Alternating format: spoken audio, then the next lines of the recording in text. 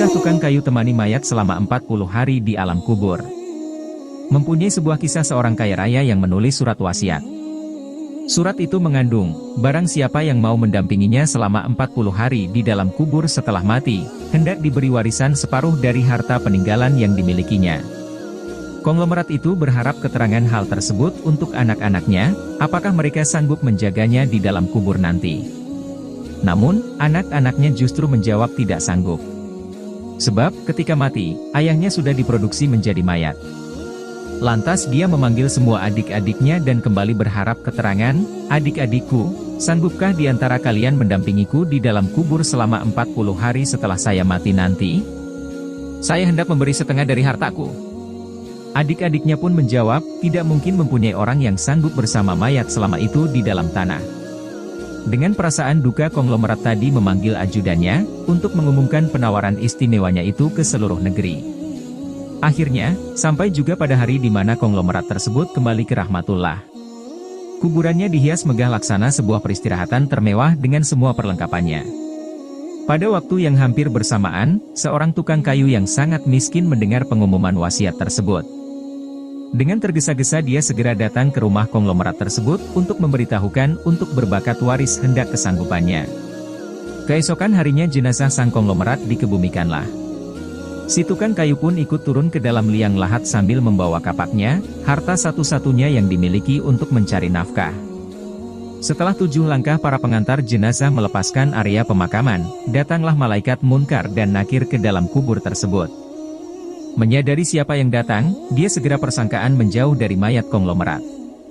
Di benaknya, sudah tiba kalanya si konglomerat hendak diinterogasi oleh malaikat Munkar dan Nakir. Tapi yang terjadi malah sebaliknya, malaikat Munkar Nakir malah menuju ke arahnya dan berharap keterangan, "Apa yang kau lakukan di sini?" "Saya mendampingi mayat ini selama 40 hari untuk mendapatkan setengah dari harta warisannya," jawab si tukang kayu. "Apa saja harta yang kau miliki?" tanya Munkar Nakir. "Hartaku cuma kapak ini saja, untuk mencari rezeki," jawabnya. Kemudian Munkar Nakir berharap keterangan lagi, "Dari mana kau dapatkan kapakmu ini?" "Saya membelinya," balasnya. Esok di hari kedua, mereka datang lagi dan berharap keterangan, "Apa saja yang kau lakukan dengan kapakmu?" "Saya menebang pohon untuk diproduksi menjadi kayu bakar, lalu saya jual ke pasar," jawab tukang kayu.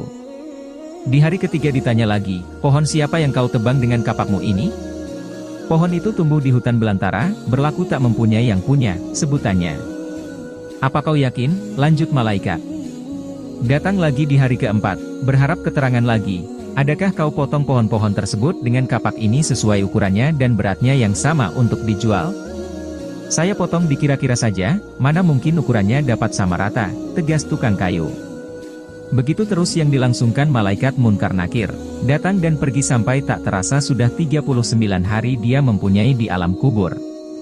Dan yang ditanyakan masih berkisar dengan kapak tersebut. Di hari terakhir hari ke-40, datanglah Munkar dan Nakir sekali lagi bertemu dengan tukang kayu tersebut, dan berbicara, "Hari ini kami hendak kembali berharap keterangan soal kapakmu ini." Belum sempat Munkar Nakir meneruskan pertanyaannya, si tukang kayu tersebut segera melarikan diri ke atas dan buka pintu kubur tersebut. Ternyata di luar sudah banyak orang yang menantikan kehadirannya untuk keluar dari kubur tersebut. Si tukang kayu dengan tergesa-gesa keluar dan lari melepaskan mereka sambil berteriak, "Kalian tinggikan saja semua anggota harta warisan ini, karena saya sudah tidak menginginkannya lagi." Sesampai di rumah, dia berbicara untuk istrinya, "Saya sudah tidak menginginkan separuh harta warisan dari mayat itu.